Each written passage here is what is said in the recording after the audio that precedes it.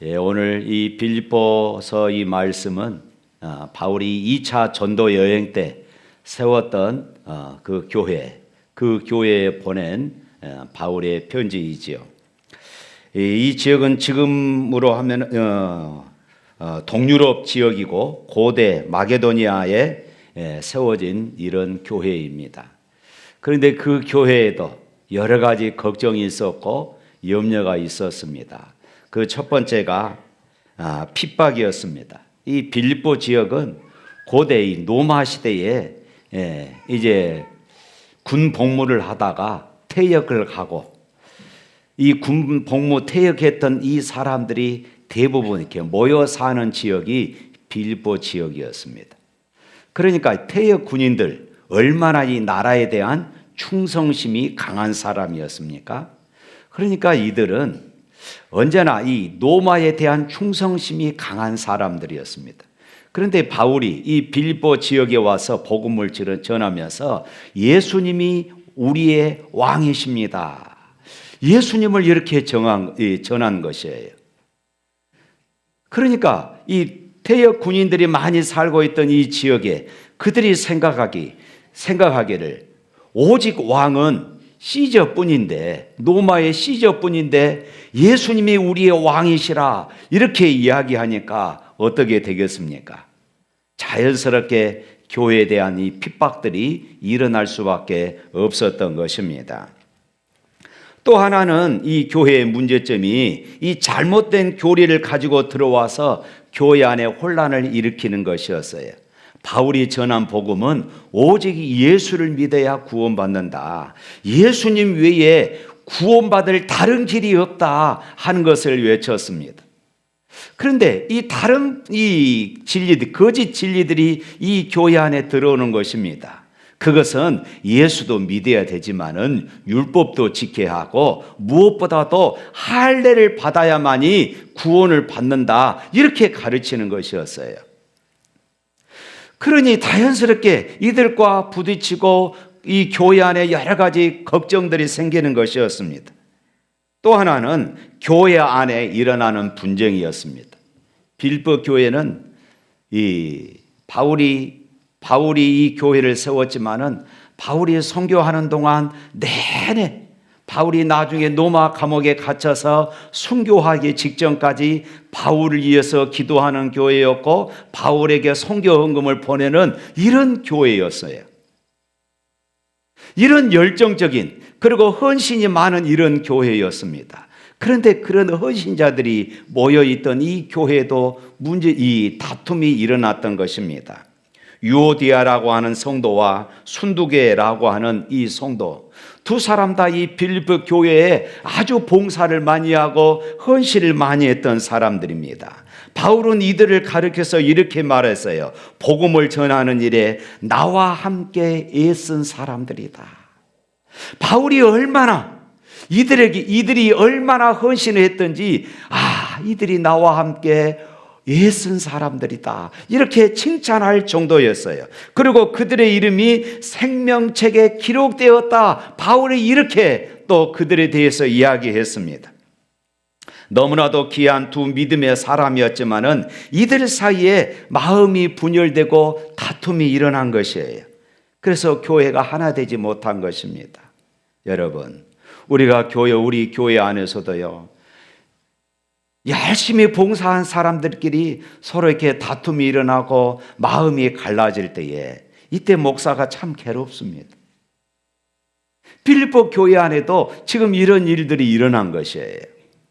또 하나는 바울이 지금 빌립보 교회 이 빌립보서를 기록할 때에 바울이 지금 감옥에 갇혀 있는 것입니다. 물론 이 가택연금 상태에 있었지만은 감옥에 갇혀 있었어요.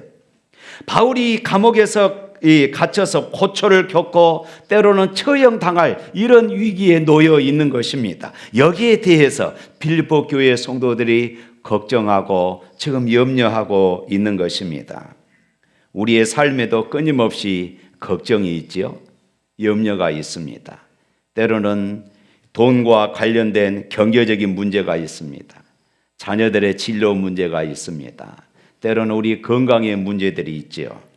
결혼의 문제도 있고 직장 문제도 있고 또 사업하신 분들은 사업의 염려도 가지고 있습니다. 이것이 사실 우리들의 현실이에요. 본문에 나오는 이 염려날은 이 온문의 뜻은 어떤 말이냐면은 마음이 나누어진 상태, 마음이 갈라진 상태, 마음이 흩어진 상태를 말합니다. 마음이 지금 흩어져 있으니까 자연스럽게 불안하고 염려가 생길 수밖에 없습니다. 그런데 오늘 본문은 뭐라고 말합니까? 아무것도 염려하지 말라. 이렇게 지금 말씀하고 있는 것이에요. 사실 아무것도 염려하지 말라 이 말씀을 듣고 염려가 딱 사라지면은 얼마나 좋겠습니까? 아무것도 염려하지 말라 라는 이 주님의 말씀을 받으면서 사실은 이 말씀을 들으면서도 여전히 염려가 되는 것이 사실이지 않습니까?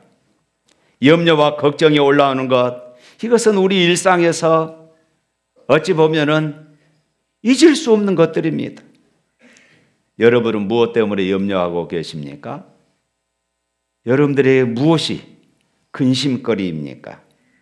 무엇이 여러분들의 마음을 무겁게 만들고 여러분들의 마음을 불안하게 만듭니까? 여러분들 가운데 겉으로 보기에는 야, 저 사람은 정말로 문제 없을 것 같아 라고 했던 사람도 이야기를 나누다 보면은 염려와 걱정거리는 꼭 존재하는 것을 보게 되어집니다. 그러나 수없이 많은 이런 어려움 속에서도 주님은 오늘 우리에게 이렇게 이야기하고 있어요. 아무것도 염려하지 마. 왜 예수님은 이렇게 말씀하시는 것일까요? 우리에게 수없이 많은 염려거리들이 있고 근심거리도 있는데 왜 주님은 아무것도 염려하지 마? 종종 이 공원을 돌아다 보면은 요즘 애완견을 가지고 운동하는 분들이 참 많습니다. 때로는 아이들의 손을 잡고 또 운동하는 아빠, 엄마의 이런 모습들을 종종 보기도 하죠. 그런데 좁은 이 산책길을 걷다 보면은 애완견을 가지고 데리고 운동하는 분들 또 아이의 손을 잡고 그 산책하는 그런 아빠 이런 모습들을 부딪히다가 좁은 이 산책길에서 마주쳤을 때에 이 아이는 그 애완견이 무서운 것이에요. 그래서 아빠 뒤로 얼른 숨습니다. 그때 아빠가 뭐라고 말합니까? 괜찮아. 아빠가 있잖아. 괜찮아. 아빠가 있잖아. 이렇게 말합니다. 여러분, 아무것도 염려하지 말라. 이 말 속에는 이런 하나님의 마음이 지금 담겨져 있는 것이에요. 괜찮아. 아빠가 있잖아. 하나님은 우리의 아버지가 되십니다. 아무리 큰 두려움의 순간, 염려의 순간이 닥쳐도 하나님께서 우리와 함께 하심을 우리가 믿는다면은 염려하지 않을 수가 있습니다. 할렐루야. 그러면서 오늘 본문 말씀 보면은 염려하는 대신에 뭐라고 말합니까? 모든 일을 오직 기도와 간구로 하나님께 아뢰라. 한마디로 말하면은 염려하는 대신에 기도하라는 것이에요. 여러분, 염려의 반대말이 뭔 말일까요? 염려의 반대말이 무슨 말이에요? 염려하는 것일까요? 아닙니다. 오늘 내가 성경적으로 보면은 염려의 반대말은 기도하는 것입니다. 할렐루야. 염려의 반대말은 기도입니다. 그러니까 염려하지 않는다는 것은 어떤 의미예요? 내가 하나님께 기도한다는 것이에요. 연약한 우리들은 우리의 힘으로 염려를 없앨 수 없습니다. 그것을 해결할 수 있는 이 방법은 바로 기도인 것을 믿으시기를 축복합니다. 사랑하는 성도 여러분, 그렇다면 여러분의 삶에 염려되는 것이 있습니까? 바로 그것은 내가 기도해야 할 제목이라는 것입니다. 염려의 대상과 기도의 대상은 같은 것이에요. 만약에 염려되는 일이 있다면 그것은 다 기도해야 하는 일들입니다. 건강이 염려됩니까? 기도하시기를 바랍니다. 사업이 걱정이 됩니까? 기도해야 하는 것이에요. 여러분들의 자녀가 걱정이 되십니까? 그것이 바로 내가 기도하라고 하는 하나님의 사인인 것이에요. 하나님이 이런 것까지 들어주실까 생각할지라도 여러분 기도하십시오. 하나님의 영역이 아닌 것은 아무것도 없습니다. 그래서 오늘 본문 말씀에 뭐라고 말합니까? 모든 일에, 이렇게 말하고 있어요. 모든 일에 기도해야 합니다. 우리의 연약함과 우리의 필요를 아주 자세히, 아주 구체적으로 여러분 기도하십시오. 하나님, 이러이러한 문제가 있습니다. 하나님, 내 안에 이런 마음이 듭니다. 하나님, 마음이 아픕니다. 하나님, 내가 병들었습니다. 하나님, 내가 답답합니다. 하나님, 나 저 사람이 너무 믿습니다. 우리의 감정까지도 하나님 앞에 솔직하게 이렇게 낱낱이 고하는 것이에요. 마치 어린아이가 친구들과 싸우다가 엄마한테 달려와서 엉엉 울면서 있는 말 없는 말 다 엄마한테 이야기하잖아요. 그것과 마찬가지로 하나님 앞에서 그렇게 우리가 기도하는 것이에요. 사랑하는 성도 여러분, 여러분들의 마음속에 염려와 불안, 두려움이 있습니까? 하나님께 기도하시기를 바랍니다. 하나님이 들어주십니다. 하나님이 우리의 마음을 아십니다. 할렐루야. 아무것도 염려하지 말고 모든 일을 오직 기도와 간구로 하고 우리가 바라는 것을 감사함으로 하나님께 아뢰면 어떤 결과가 나옵니까? 우리 7절 말씀 한번 읽어볼까요? 7절 말씀 시작.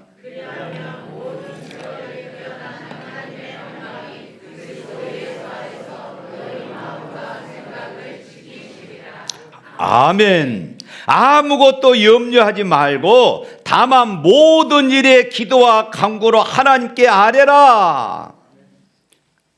그런데요, 자세히 살펴보면은 네가 염려하는 모든 것이 다 해결될 것이다 이렇게 말씀하지 않아요. 하나님의 평강이 너희 마음과 생각을 지배하게 될 것이다 이렇게 말씀하고 있어요. 참 이 말씀이 우리에게 좀 아쉬운 마음이 들지요. 아무것도 염려하지 말고 우리가 하나님 앞에 기도하면 하나님께서 염려를 싹 없애져 버리고 우리의 환경이 확 바뀌어 버리면 얼마나 좋겠습니까? 그런데 하나님이 그렇게 말씀하지 않아요. 기도하면 아무런 문제가 생기지 않는다. 사업도 잘 된다. 자녀들의 문제도 건강도 병 고침도 즉시로 일어난다 말씀하지 않습니다. 뭐라고 말씀합니까? 너희의 마음과 생각을 지키시리라. 그러니까 하나님께 우리가 기도하면 물론 하나님께서 즉시 응답하는 경우도 있습니다. 우리가 다 경험하잖아요. 우리의 기도를 하나님이 즉시 응답한 경우들이 있습니다.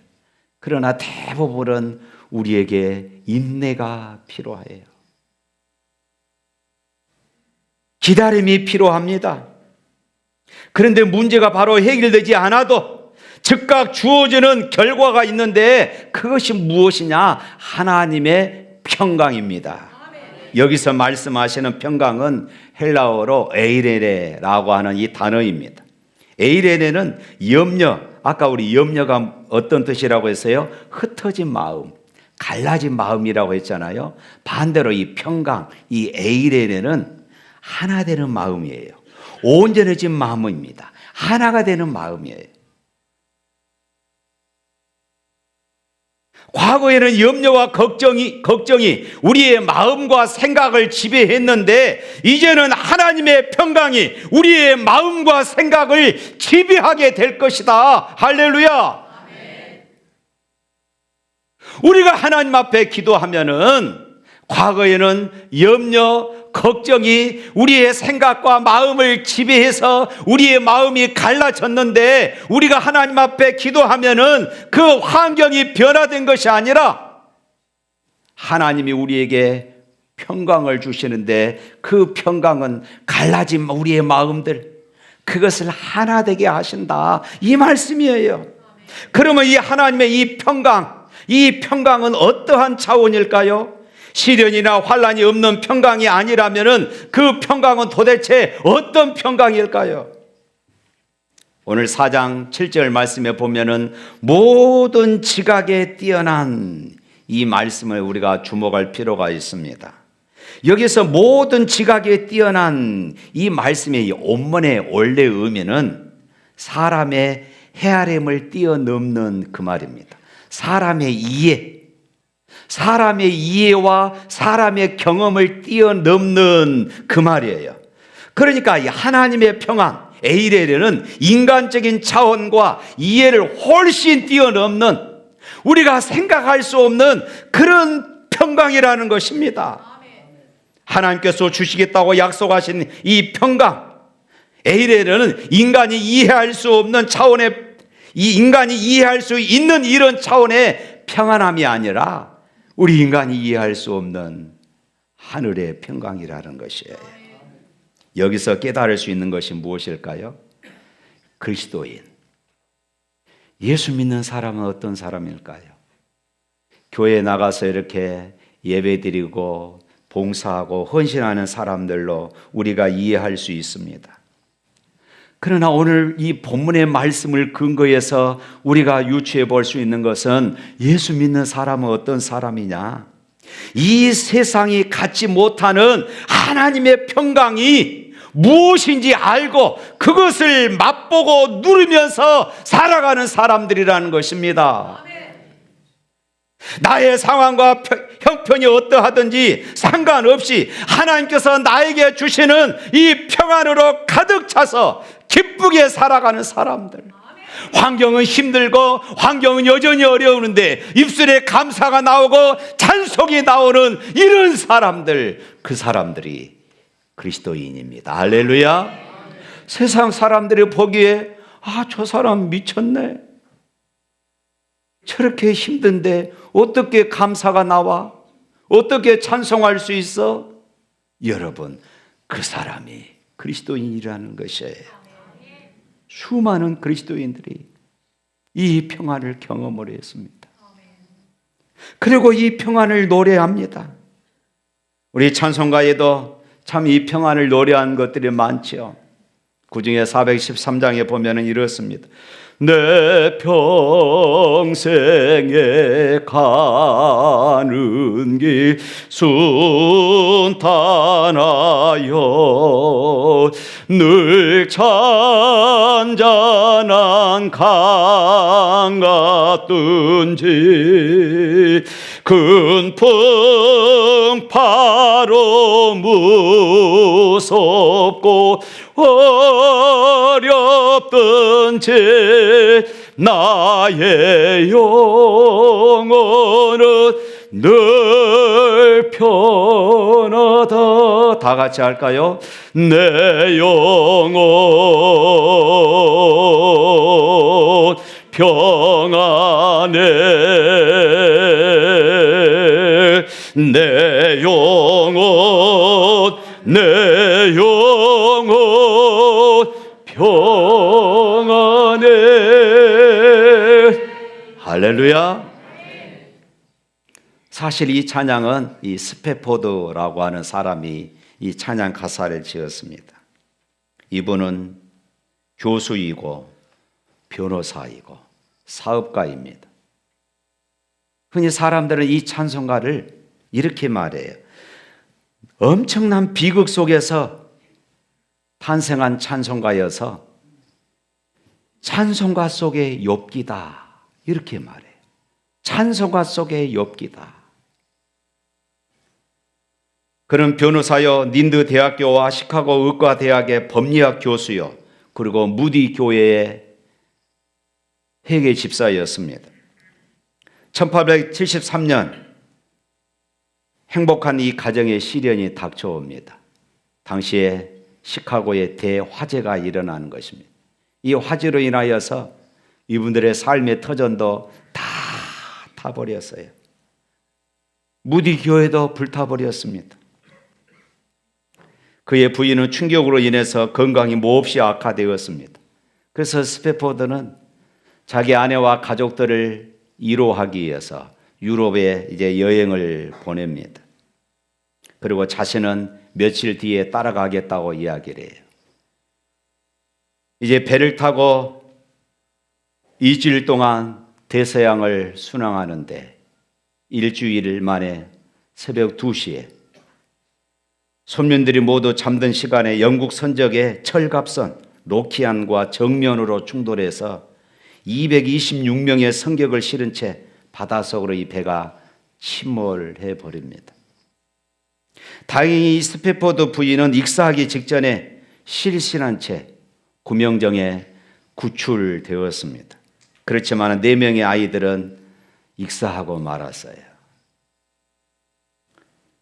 부인은 정신을 차린 후에 남편에게 전보를 보냅니다.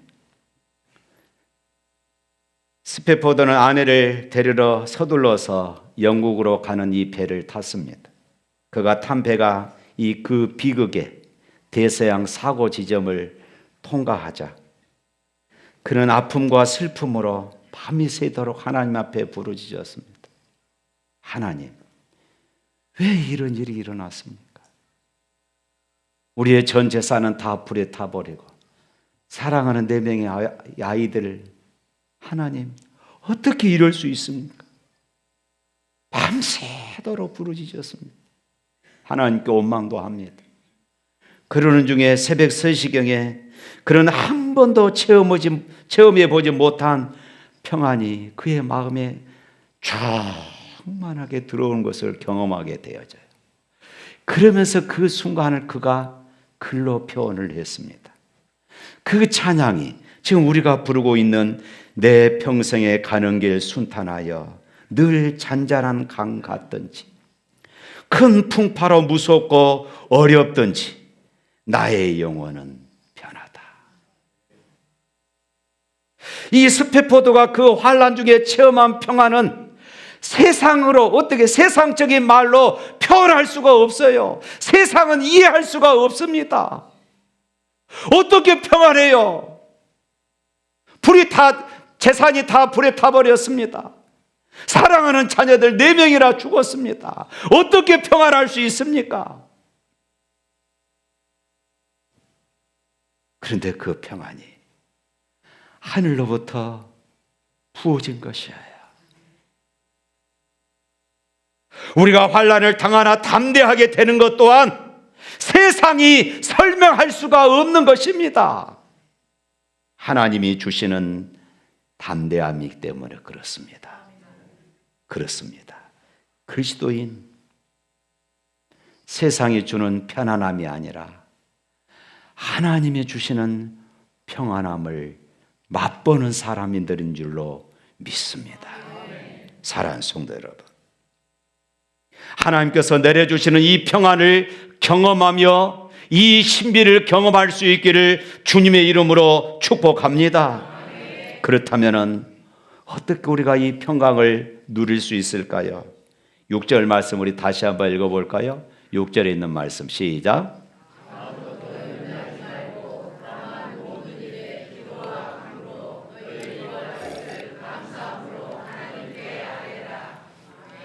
아멘. 여기서 염려하지 말고 기도하며 간구하라 말씀합니다. 그런데 이어서 나오는 말씀이 한 가지 중요한 말씀이 있어요. 그것을 감사함으로 기도해라 이렇게 말하고 있습니다. 내가 지금 염려하고 내가 지금 불안하고 내가 지금 걱정하고 있는데 그것을 하나님 앞에 기도하면서 감사함으로 기도해라 이렇게 지금 말하고 있는 것이에요. 여러분, 감사한다는 것은 어떤 의미입니까? 감사하다는 것은 보통 무엇인가 내가 받았을 때에 무엇인가 저 사람이 나에게 선의를 베풀었을 때에 감사합니다, 감사합니다 우리가 이렇게 말하잖아요. 그런데 그것이 일반적입니다. 그런데 오늘 본문 말씀은 지금 해결된 것이 없어요. 여전히 근심 있고 걱정이 있는데 하나님 앞에 기도하라 하면서 감사하며 기도하라 이렇게 말하고 있습니다. 미리 감사하라는 것이에요. 이거 말이 좀 이상하잖아요. 예를 들어서 제가 이장로님한테 이렇게 이야기합니다.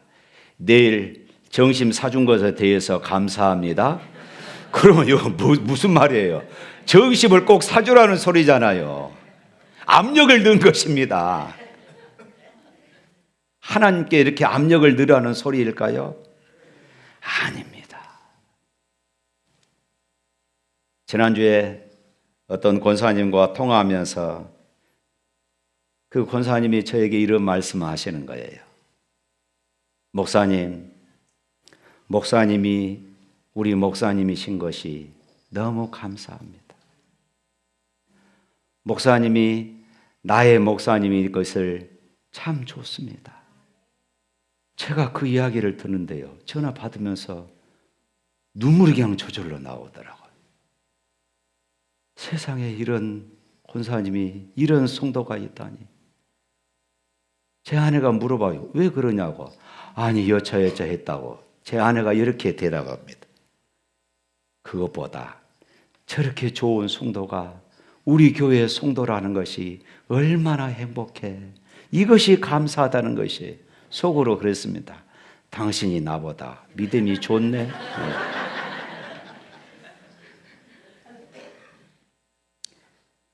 제가 얼마나 감동받았는지 몰라요. 그렇다고 여러분들이 다 저한테 그런 말 하라는 소리가 아닙니다. 예.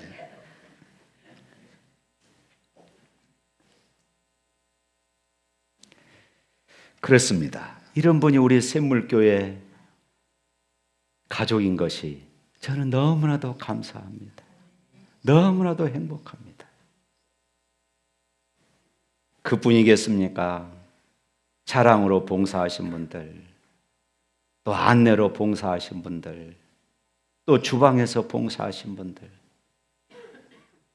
이분들을 생각하면은 하나님 감사합니다.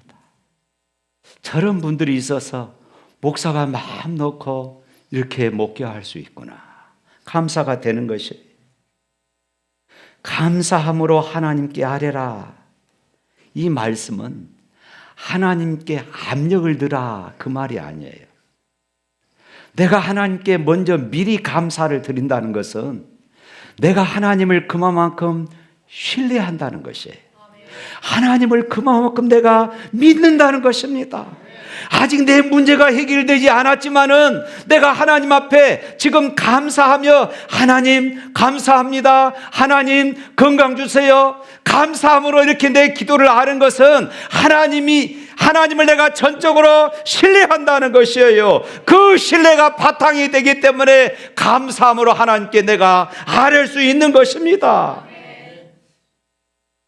하나님께 이미 받았다고 생각하고 모든 문제가 다 해결되었다고 믿으면서 그 신뢰를 바탕으로 하나님께 기도하라는 것입니다. 미리 드리는 감사는 하나님께 압박을 가하고 압력을 가하는 것이 아닙니다. 미리 드리는 감사는 하나님이 내 하나님이 돼서 감사합니다. 그 말이에요. 하나님을 내가 사랑하게 돼서 감사합니다. 그 말이에요.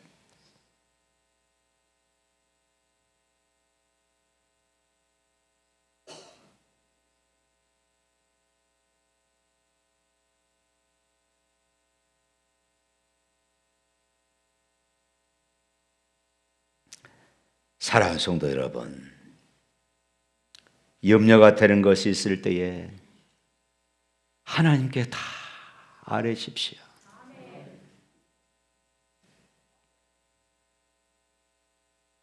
우리가 하나님께 기도하면서도 그러지요. 기도하고 일어섰는데 여전히 불안하지요. 내가 하나님께 온전히 다 내려놓지 못한다는 것입니다. 내가 하나님 앞에 내 근심 걱정을 놓고 기도하면서도 일어서도 여전히 하나님이 들어주실까? 하나님을 신뢰하지 않는 것이에요. 하나님을 신뢰하지 않는 것입니다. 여러분, 내가 감사함으로 미리 감사를 드린다는 것은 내가 하나님을 온전히 신뢰한다는 것입니다. 하나님께 완전히 다 내려놓고 다 됐다, 이제 괜찮다라는 생각으로 내가 일어서는 것입니다. 그럴 때 그 입술에 찬송이 나오는 것입니다. 그럴 때 세상이 주지 못하는 놀라운 평안이 우리 가운데 임재하게 될 줄로 믿습니다. 성경은 우리에게 그렇게 말씀하고 있어요. 사랑하는 성도 여러분, 삶은 여전히 힘들고 고통스럽고 염려가 있습니까? 하나님을 신뢰하시기를 바랍니다. 그리고 미리 감사를 드리며 기도해 보십시오. 하나님의 놀라운 역사가 일어나게 되어질 것입니다. 여러분, 우리 아버지 되신 하나님은 우리에게 이렇게 말씀하십니다. 괜찮아, 아빠가 있잖아. 이제 염려하지 않아도 돼. 다 나에게 맡겨. 우리에게 속삭이시는 이 세미한 하나님의 음성을 듣고 세상에 줄 수 없는 이 평강을 경험하는 저와 여러분이 되실 수 있기를 주님의 이름으로 축복합니다. 우리 찬양하겠습니다.